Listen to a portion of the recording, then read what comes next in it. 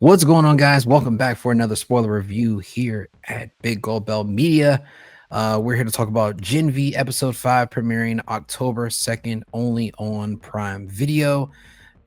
Right over here to my right, my man Damien G, and we got Stevie down bottom. This was an interesting episode, I feel like. It starts off really heavy, I would say, because we just got done with episode 4. As we know, the gender bender versus the blood bender face off UFC style fight. And we're still seeing some repercussions from that one. Let's just go ahead and go straight up and we'll just do our rating for this episode. Damien, what did you think of this episode 1 through 10? I'm actually going to give it a 7. There were some dead spots for me that I kind of got bored at, but all in all, it moved the story along. And we got some weird story like dynamics happening. I liked it. Yeah. How about you, Stevie?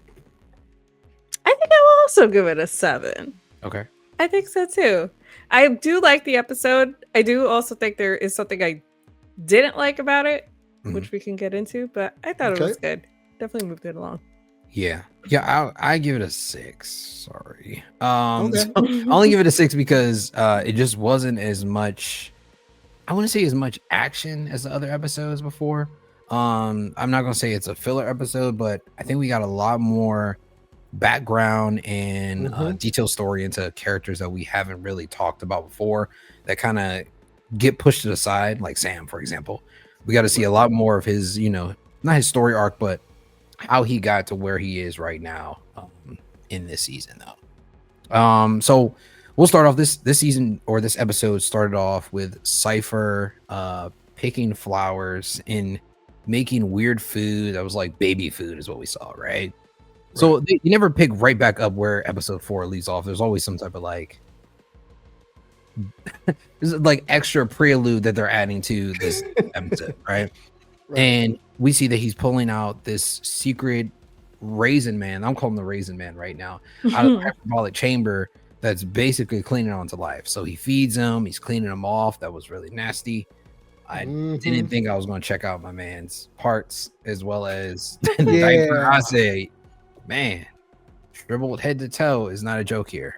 So he's sitting here and he's cleaning the man's diaper, and he puts him inside of a halfway filled up tub that looks like, I'm guessing it was like aloe vera that he's like sitting in. He's rubbing like aloe vera on his skin, because I guess like at that age, your skin just don't produce any type of oils, you know what I'm saying? Like however old this dude is, or if he's a, it kind of reminded me like a burn patient, you know what I'm saying? Like somebody got burnt. So I was like, what the hell is this? Who is this dude, right?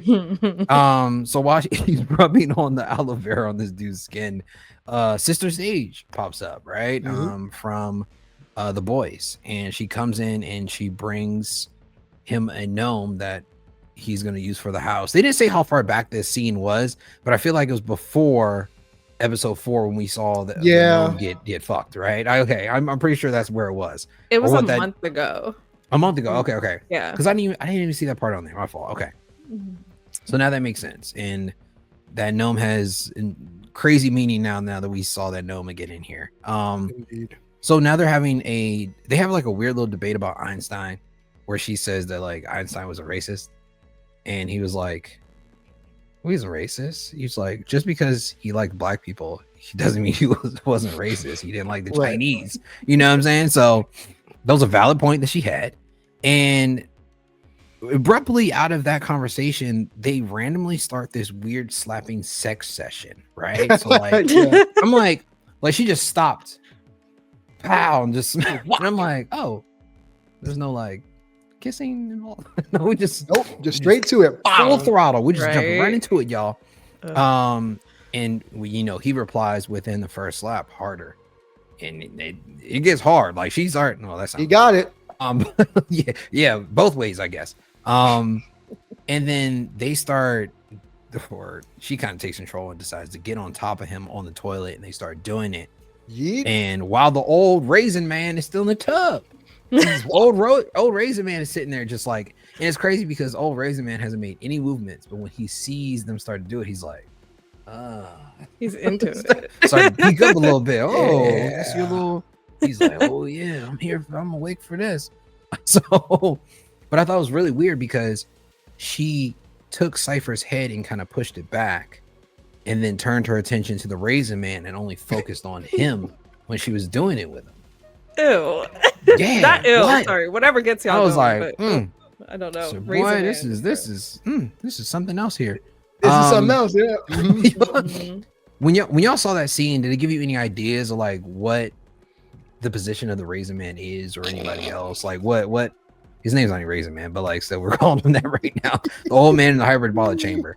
Stephanie, did it give you any ideas, or Stevie, did it give you any ideas of like who this man could be, or like what his purpose is even more now? I think he's the guy from the beginning. I think he's the Godolkin guy. Okay. That got burnt up. That's what I think he is. Yeah. Mm-mm. How about you, Damon? And he was in the last episode. Right. They did find him in the last episode. Yeah, they did. Well, honestly, I agree with Stevie. I gave more credit to her theory from last week. The longer I kept watching this episode, I'm thinking this motherfucker's either a vampire or this is Thomas Godolkin. Yeah. And I believe it's Thomas Godolkin. But Raisin Man sounds better, though. Raisin Man does sound like pretty Raisin good. Man. Has a nice little ring to it. Yeah. Secret Raisin Man. Man, it reminds me of those 80s commercials with Raisin Man. Crazy. So at this point, the episode kind of jumps back, and now we're walking through the tunnel where the paparazzi is kind of coming towards Jordan and Marie, asking all these questions. And it was a weird question because I feel like the boys and shows like this are so on par with what society is talking about today. Because one of the reporters made a weird comment to Marie, and I wrote down my quotes, what I wrote for it, because it was like, do you believe transgenders shouldn't be able to fight with girls because it seemed like he had an advantage when he turned into a boy, or when they turned into a boy. They just always find like little nuances that like where people are dealing with today. You know what I'm saying? Yeah, they do. Which could be kind of dicey. So we see now they get into the locker room. Jordan is struggling with the fact that they became Cipher's puppet, and they even refer to them as being in the back seat of a car while Cipher was driving. And it's a struggle and a feeling that they cannot deal with right now, and they're trying to confide how they felt to Marie, and Marie's basically just trying to console them in this process. And then Cipher shows up, and Cipher makes a random crazy comment because Marie says, I'm never going to train with you again. That's it. We're done. We're never going to do this again. And Jordan, of course, like shriveling in the corner, makes a comment like she said no. And Cipher looks to Jordan and says, do you want me to put my hand up your ass and make you my puppet again? And I'm like, shook. At this point, do you feel like there's any way to take down Cipher, to be honest with you? I'll start with you, Damien. As we saw later in the episode, I'm starting to wonder how you're going to take this man down, because we'll get to it eventually, but he has no fear. That's one. Yeah. And that power of puppetry, I guess if you want to call it that. That is a hell of a power to have for a man who has no fear. He will literally jump in you, make you do whatever he wants, and jump right back out. And have no compunction about it. Like, yeah, I did it. Okay. So I think a person like that with no fear and a particular power like that can usurp the mind of the people, essentially, that's dangerous. Yeah. What do you think, Stevie? Yeah, I'm not sure how they're gonna take him out. I don't know. I really don't, because not only does he have this like puppetry thing, but he also has like other powers that I think that you see later in the episode, and it's like you don't really know what his deal is. Right. And he's also super smart, and he feels like he's always like one step ahead of everybody. Like there's always an answer for everything. He always knows where things are, so he's obviously super smart too. So I don't even know. Like it's definitely different than last season. Yeah. He definitely seems like the villain that has all the answers. Like you said, he knows what's going to happen, or what other people are thinking before they even get the idea. He's always a few steps ahead. It's crazy. It's like the contingency plan evil version of Batman is basically what he is. Basically, yes. Crazy. So then the episode kind of peels back and we show Cate, right? I feel bad for Cate now, to be honest with you. I don't. No, I knew it. I knew Damien didn't feel bad for her. Because at this point she tried to help her friends or try to get new friends, basically, because they weren't banging with her before. And she put in this plan in place to basically expose Cipher, and it backfired on her. And now she's being locked up and held in, what was the area called? Elmira, right? Elmira, yeah. Elmira Rehabilitation Center, right? I guess for Supes only. And now that she's in there, they're showing the whole like intake process, right? Which I think is crazy because they're undressing her, they're putting the collar on her, they're taking off her wig, taking off her arm, and it's super humiliating. They even at one point they even tell her to like squat and cough, you know. And for her, you know, being locked up in the same place that she had Andre locked up and he eventually died. What do y'all think is going through her head right now, just through this whole entire process? I'll start with you, Stevie. I think she's scared because it's like that's like the whole ordeal of what she's going through, even entering in it is super scary. That could be super scary for anyone, and it's so real too, because that's like probably what they do in real life, like when people go to prison and stuff like that. Even if you do something like small and you go to prison, like, you know, they're doing that same stuff to you. So I can imagine her being super scared. And also knowing that Andre died there, like, that's also scary. Yeah, it's wild. What do you think, Damien? So, you know, y'all know how I feel about her. I'll just say that. But I will meet you guys part way. I think for her, this season has been a bit of a, oh, you thought stuff was sweet last season? Welcome to how the rest of us get treated around here. Yeah. Because remember, her powers don't work fully yet. So she's one downgrade from being human at this point. And we see how this universe treats humans, just regular old humans. So I will say the fact that last season she went through a lot, yes, but she also was a major you know what. And to be quite frank, by the end of this episode, I'm warming up to the fact that the group can let her back in. Do I enjoy her as a character? Hell no. But do I realize that, hey, the enemy of my enemy is my friend in this situation? Sure, we'll go with that. Yeah, this is definitely a all hands on deck type situation right now. Like even if you were like having little beefs and squabbles with other people, which is really not a small beef at all, you got to team up at this point because we need everybody, even the individuals with faulty powers. And we see her faulty powers because in a unsuccessful escape attempt, she tries to get one of the guards to let her out and kill everyone. He ends up pulling out his like God, what is it? His electroshock his shock stick.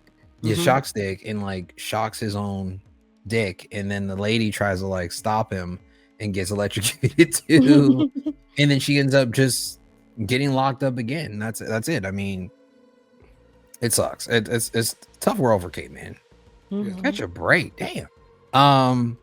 But after this happens, the scene kind of peels back into the dorm room where we see Emma, Marie, and Jordan are debating whether they should save Cate or not.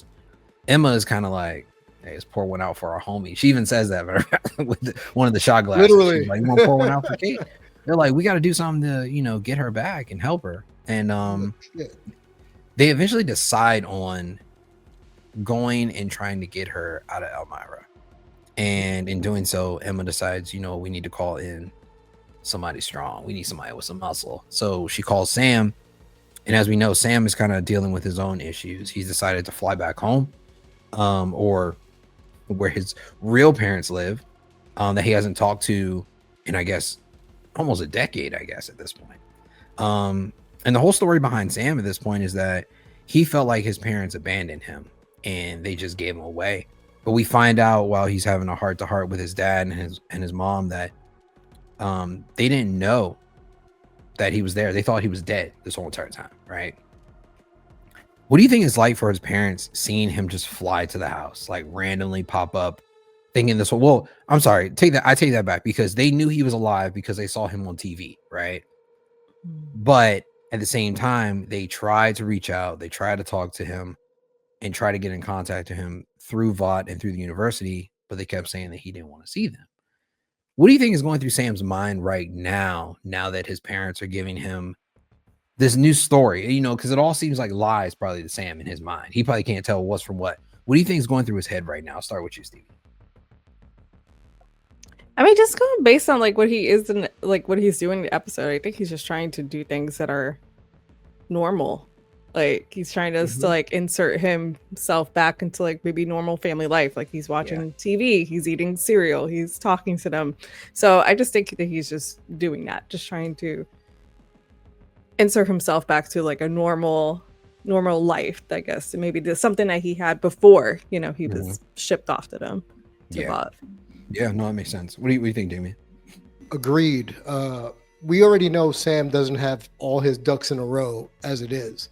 So when we see him go back to his parents' house, he basically says, well, nobody was home, so I let myself in. But he still has that look in his eyes that he's not all there, and one false move or one bad mood is going to set him off. And we see that happen as the episode proceeds, where his dad is cautiously elated to see him.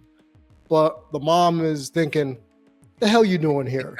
And immediately you're thinking, oh, mom's got it out for her son. But if you're Sam, right, you're in Elmira for God knows how long. You get broken out. You become part of the fabric of the school. You're still on the outside because you have mental health issues and because nobody really trusts themselves around you or trusts you around them. Of course, that's going to lead him to being isolated. Of course, that's going to lead him to want to see puppets because that's been discussed as a safe area for him, watching the puppets, the cartoons, that's how his brain processes. And as we find out later in the episode, in his own words, my brain is broken. So you don't know where he's coming from. One minute he may be hugging you, the next minute he may be putting an elbow in your chest, as we saw later in the episode. Yeah. And honestly, when that whole scene was playing out where Sam got into a little tussle, I thought the dad was cooked. I'll be honest with you. I was like, well, that's it. I was like, what? Killed your dad. Now he's really broken. Like, I mean, the only two relatives he has left, and he broke one of them's cell phone and pimp slacked the other, and then dad's gone. It's crazy. But we'll get into that a little bit later, finding out more about Sam and his mental capacity at this point. So the scene kind of peels out, and then we see Cipher and Polaris are having lunch together, which is kind of odd, in his office. And of course, Polaris got the full fixings. Okay, I don't know what their lunch menu's like, but he got a ribeye steak, he got a baked potato, he got broccoli and a beer. A beer for lunch? You on the clock, bro? Oh, that's crazy. And it got I was like, damn, what type of, I don't give a shit here. Cipher got a protein shake, which she finished really fast. I would say that. So they're sitting there having a conversation, and they're talking about checking out the fight, and they saw the fight, or Polaris saw the fight with Jordan and Marie. So like, what's his plans for Marie and the whole entire team? Like, what is your objective? What do you want with them? And quickly Cipher kind of deviates his question and says, well, why don't you just ask me what you really want to ask me? Because you've been asking around about me. I heard about you in the archives also being down there. He's like, I know everything. And this goes right back to what we were saying about Cipher. He's always like 10 steps ahead of everybody. He knows everything that's about to happen, or everything that did happen. There's nowhere he doesn't have eyes, basically, on this campus. And Polaris basically builds up the courage to ask him what really happened to my son. And which is and the answer that Cipher, I think, gives is almost very disrespectful to the legacy of the character of Andre, because he says, your boy's death was an experiment where I pushed him too far to get his full potential, and his little body failed.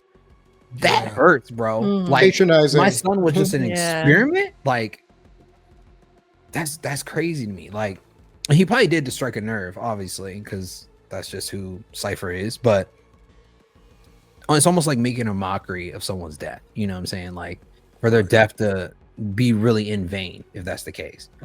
And in doing so, Polaris loses control and levitates his steak knife right at the jugular of Cipher's neck. And this is the crazy part, because I thought, all right, well, he's going to stab Cipher in the neck, but Cipher will probably, heal automatically and be good. But Cipher decides to say, eggs him on and says, like, do it. You know you want to do it. And he grabs the steak knife and stabs himself in the hand. And the only person in this scene that was shocked was Polaris. Polaris was like, he's like, well, I'll still do that. Hold on. Wait a minute. How did you feel when you saw the scene? Because I think it was also explicit in the trailer as well that something like this had happened. Were you as shocked as Polaris when you saw this happen? I'll start with you, Stevie. No, I don't know. Like, no, I don't think I was shocked, but it does make me wonder, like, what his power is. Like, because I don't think he bled out or anything like that. He just stabbed his hand and that was it. So it's like, what do you do? Like, there's just so much questions about what he is and what he does. Like, he's a puppet master. He can hide the bot blood thing, can hide that so she can't see it. Yeah. He could stab his hand and, no blood comes out. Like, what are you? You drinking all these weird shakes? What is your deal? Shakes? That's what yeah. Like, what do? You take care of the raisin guy. So what do you do? It just raises more questions. Like, what do you think, David? When it happened, I screamed, "What the F?" Like, I screamed real loud too. So I'm sorry for my neighbors that had to hear that. But what surprised me more was when, and I'm gonna use a wrestling term here, he no-sold getting stabbed in the hand when he stabbed himself in the hand. Like, no reaction, no affect, no sell, nothing. Just, I gotta go have a call with Dana White. Finish your lunch. It's okay. What? My man, you just had a knife at your neck and you stabbed your own hand full force, didn't bat an eyelash, and now you're back to, like, in pure ADHD fashion, on to the next thing. Yeah. So he's a very intriguing character, and I said it before we came on air. He's growing on me. Yeah. I don't know if it's how much his performance or just the character itself, because he's growing on me, and we find out later he may wind up being a sympathetic villain. Yeah. Possibly, honestly. I do feel like I can contest the talent of Hammersley later too, bro, because like he's so good in these roles, and it's so spot on. And I think another thing that kind of stood out to me is when he took the knife out and then put it back in his steak and was like, you can finish your lunch, awesome, knowing damn well he's not about to eat that steak anymore, bro. Like, I'm like, I'm not about to eat this steak. Why are you playing with me? Why are you playing with me again? Play me twice. All right, that's wild.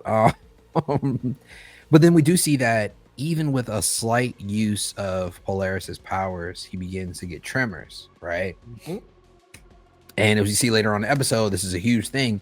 And we kind of wondered, I think, also in this episode, it seemed like Polaris was more like a human in this season than anything, because we haven't seen him use his powers really at all up until this point. And now we know why, because he's struggling with controlling them and his mind.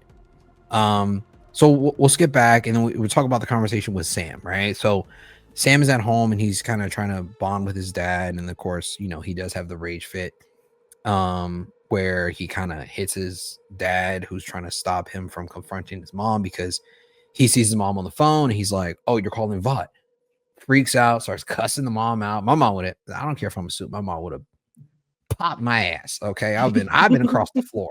I'm like, what? That's how you can tell it's a specific type of household. You could tell right there. Like, you weren't raised like us, Sam. You weren't raised like us. Sam living different out here. My God. But in doing so, Sam kind of like takes off, and like any Hallmark movie, he finds his mom finds him at the playground swinging on a swing, right? Like, oh, that's cute. And she basically explains to him that you didn't get this mental disability because of the V that we gave you as a baby or as a young adult.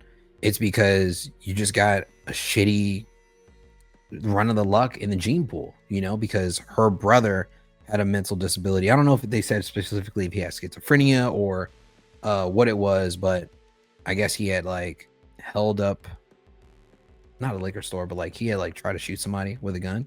His And they ended uncle. up sending him, yeah, his uncle, right? He ended up sending him to like Mhm. a rehab center, and they saw the signs within Sam when he was younger, and they gave Yep. him V, thinking that hopefully it would control it and kind of dumb it down a bit, and it didn't.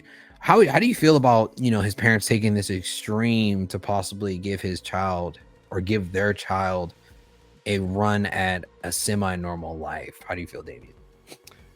That's normal parental behavior in my book. You're willing to do whatever you have to do to make sure that your child gets a fair shake in life.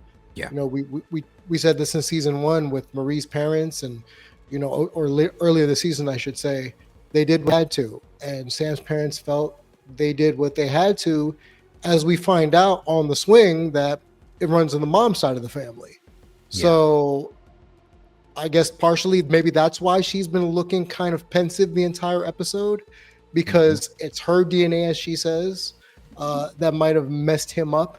So she feels maybe a modicum of guilt, but that's just typical parental behavior.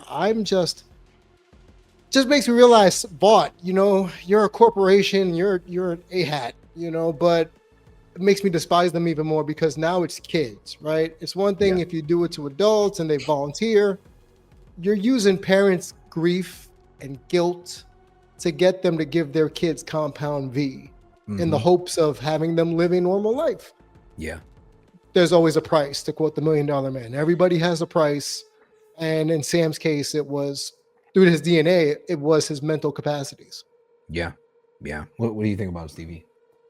Yeah, I think I do agree with what Damien said. It's also showing like the difficulty of having a child too that has like mental illness and stuff like that. So, and I could imagine that was difficult for them too, especially one that did have superpowers. So it could be definitely very hard. I do think they took all the avenues that they could to have a kid have a normal life, Yeah.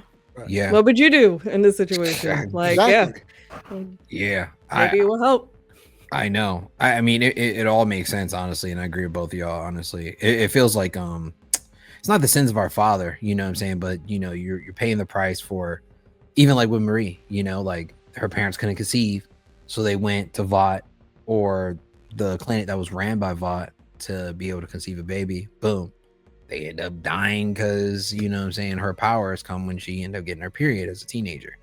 And then also with Emma, her broken relationship with her mom, because her mom is like social media, making her like the YouTube spokesperson for kids YouTube.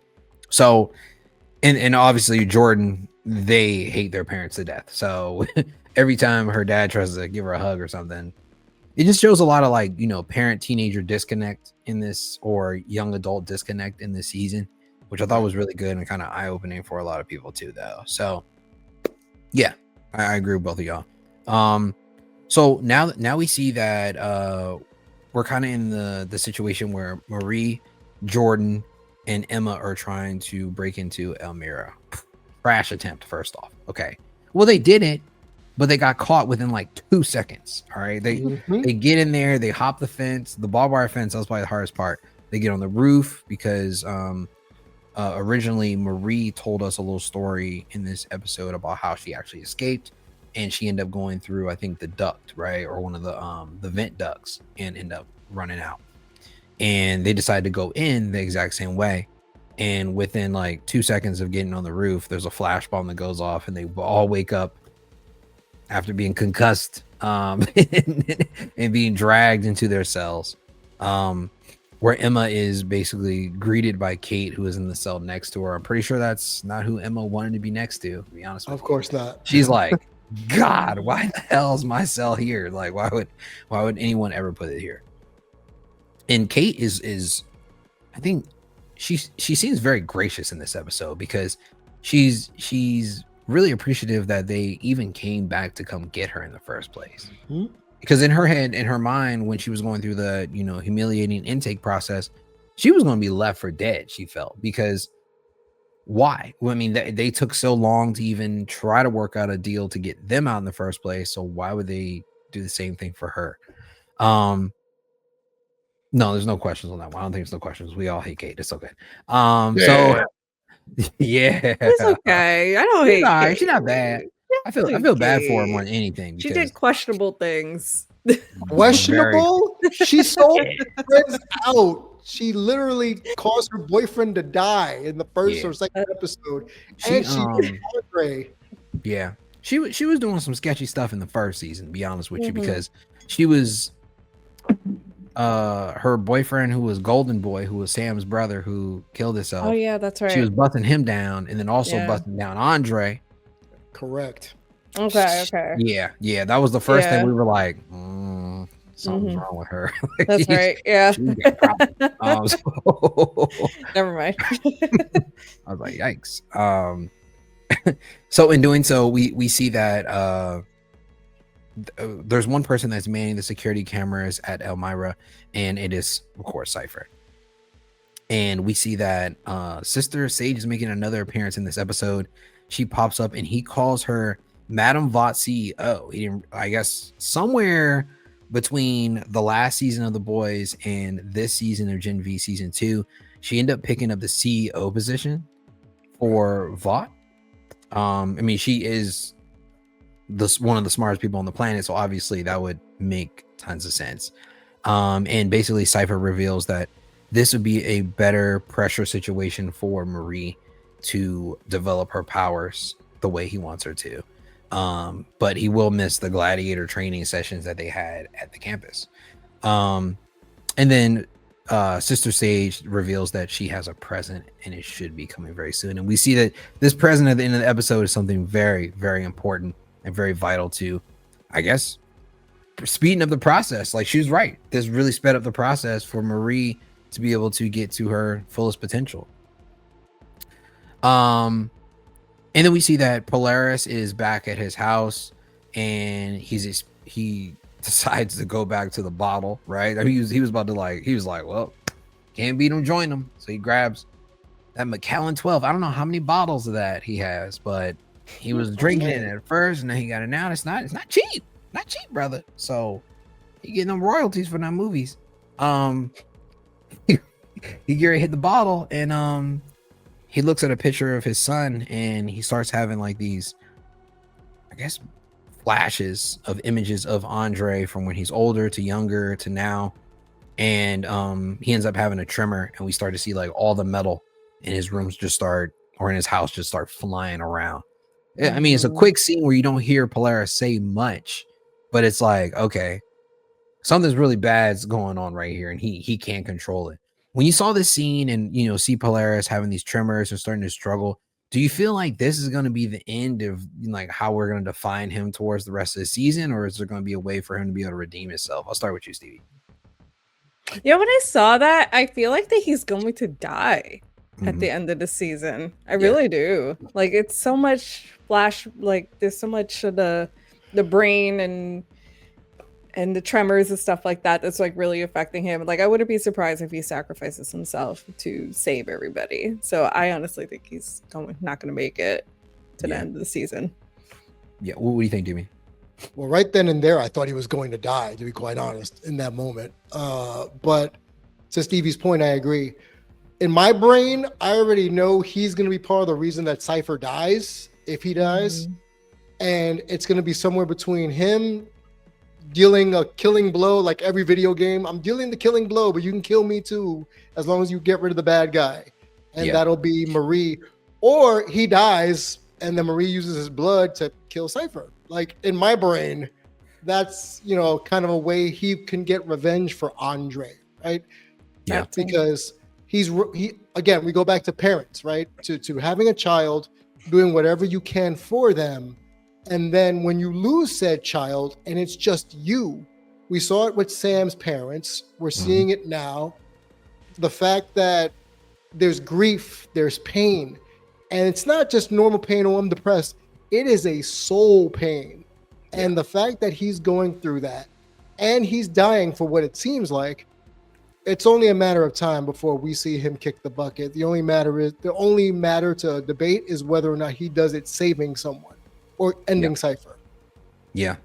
No. That makes sense. I mean, like it seems like, one final hurrah. You know what I'm saying? That's how he's gonna be able to. Yep. Yeah, one final good deed that he can do. But I will say that they're very consistent in this whole entire series with brain injuries, right? Like brains seem to be the one thing you cannot reverse or fix. Once they go, they go. Like with Cate, she's struggling. She's obviously got staples still in her head. Sam, his mind is broken. There's no way for him to come back. He can have some type of normalcy, but it'll never be normalized, And then also Polaris, now he's having these tremors. He's struggling as well. So they're very consistent in staying like, all right, when brains are jacked up, except for when Sister Stage gives herself a lobotomy. So that's different. Totally different. We kind of see now that Cate is trying to figure out a way to escape, right? I think it gave her a little bit of joy when Emma came and, is even here attempting, or everyone is here attempting to even save her. She's going to use by any means, be able to try to get herself out of there. So she takes one of her staples from her head, and which is crazy. I know that shit had to hurt, to be honest with you. Because I'm like, no, hell no. It's not regular stitches. It's a metal staple. So she removes it from the side of her head and straightens it out and starts to pick the lock on her neck. While at the same time, Marie is trying to figure out a way to use her blood to escape, but she still has a collar on her neck, so she's not able to use the blood, as well as they give her a shot that actually coagulates the blood in her body, so she can't use the white blood cells to be able to maneuver around. So Cipher comes in. There's a grueling conversation between all of them where there's a lot of cussing out, and he basically wants to take Marie on a tour of the facility because he has a surprise for her. And when they get to this certain cell, the surprise that I'm guessing Sister Sage brought to the facility, they show that Annabeth is actually in his possession and captive. This is supposed to be like the huge motivator for her to be able to push her abilities, or for her to do the bidding of Cipher. When you saw Annabeth in this episode, did you think that was going to be the surprise that we were going to get? I'll start with you, Stevie.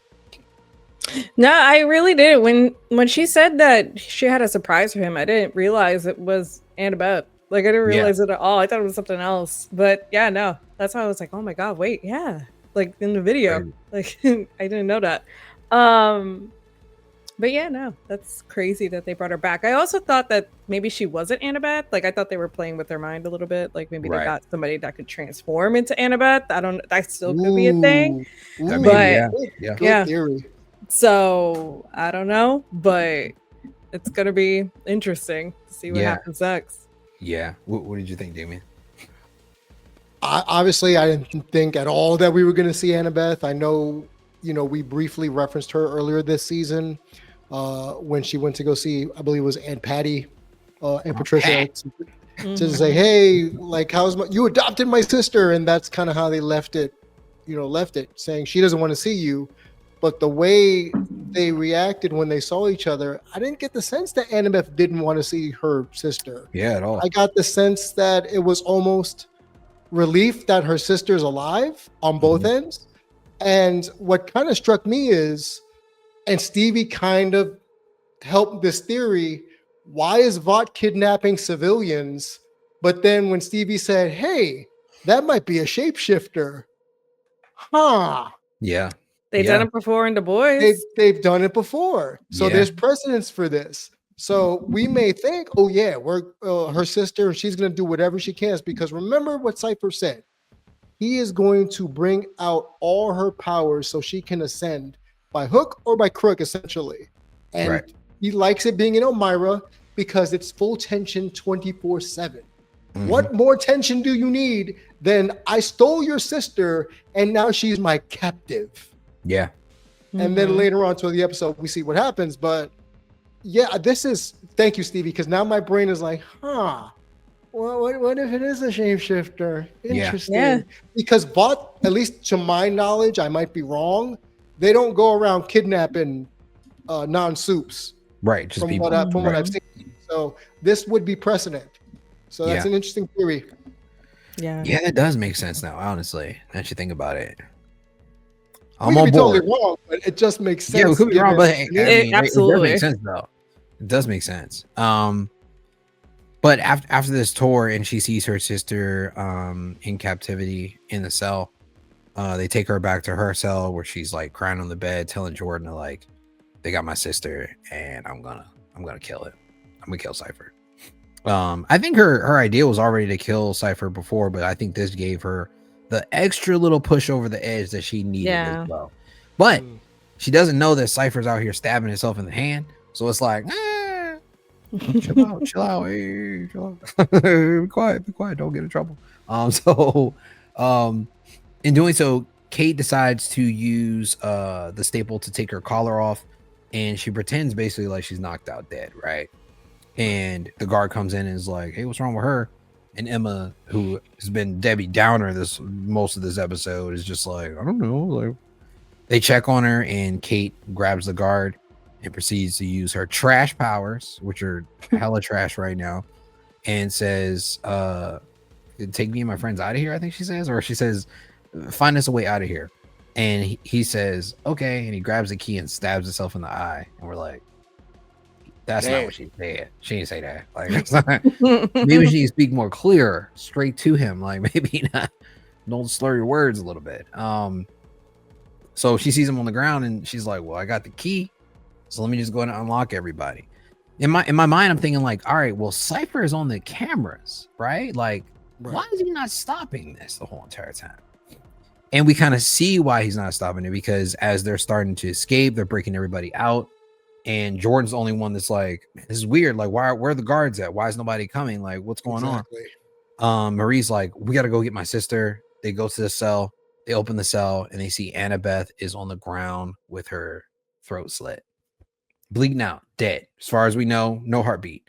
And obviously, Marie, who's in shock without a moment's notice, decides to try to bring the blood back into her sister's body and basically seal the wound and bring her sister back to life. I think she's done it before, right? In season 1 with someone, or she tried to. I think no, the lady with the coin, the lady with the coin. She tried to do it, right? But she couldn't do it, right?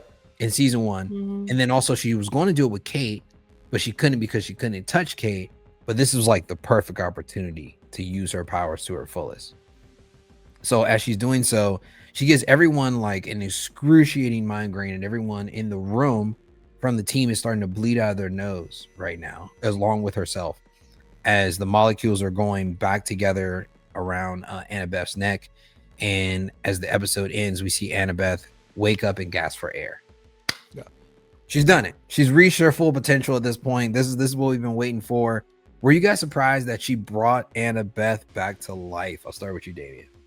No, because Cipher's trying to bring out the best in her, and she's tried to do this before, and we've already seen the fruits of the training she's had with Cipher, where her powers have evolved. And I'll say it again, like I said earlier, this time it's sisters or relatives. If it is your brother or your sister, you will do whatever, and in your traditional, you're in a good relationship. Let's say that you don't hate each other. You will do whatever you can to keep that person alive, even at the cost of your own physical well-being. Yeah. And this season, I hate to sound like Dominic Toretto, but this season's been all about family, right? Family by blood, family by circumstance. So in one of these situations, she literally is seeing her blood pour out. And her power is, as you said, quote unquote, bloodbender. Yeah. Of course she's going to try. But again, the theory is in my brain now, Stevie. So thank you. So it's like, did you really save Annabeth? Or was it staged? Yeah. Was it really your powers? Or was it staged to make you think you did it? Yeah. What if that was just like a healing factor of like the shapeshifter, like Stevie said? Like, maybe. No. That would suck. What did you think, Stevie? Yeah, I wasn't surprised that she saved her sister. I feel like that's something that she would have had done no matter what. Yeah. And I do think she'll reach her full potential because if she really did save her actual sister, like she could literally bring people back from the dead, which is crazy. Yeah. She tried to And do it with Cate. You're right. So yeah, yeah, and that's nuts. So I she might be the strongest, and we don't know exactly what Cypher's plan is with Yeah. her powers and what he wants to do with it. Mhm. Like, does he want to bring like me? Does it have to do with the Godolkin guy that's in his basement? Like, you Right. know, Right. what is his thing? Like, Right. what does it correlate with each other? So it's Yeah. gonna be interesting to see. Yeah, no, it definitely makes sense because I mean, if you're dealing with like injuries and also just like blood, it's like, what else can she do? You know what I'm saying? Like, this is just Mhm. like tip of the iceberg type thing. Like, oh, this is my first time trying this, and you save a whole person with a slit throat and bring them back to life. It's like, correct. man, if What you else do this a could couple more times, you might be pretty good. Like, you're out here, who knows what you can cure at this point. Mhm. Um, Especially but yeah, since like he talks about the scientific part of it too. Like what cells right, like the white blood cells, the red right. ones, like what else could you He's got plans. He's got plans for her. Creepy Yes, as he that does. sounds. Were there any parts of the episode that you guys want to touch on that we might have missed out on? I think we touched on everything though. Yeah, I think we hit 99.9% of them. Yeah. Good episode. Good episode. Yeah, but everybody at home, make sure you check out Gen V episode 5 premiering October 2nd, only on Prime Video. Make sure you like, subscribe, and hit that notification button to be the first ones to know about new content that we drop on a week-to-week basis. And make sure you go follow us over at biggoldbeltmedia.com. Until next time, peace.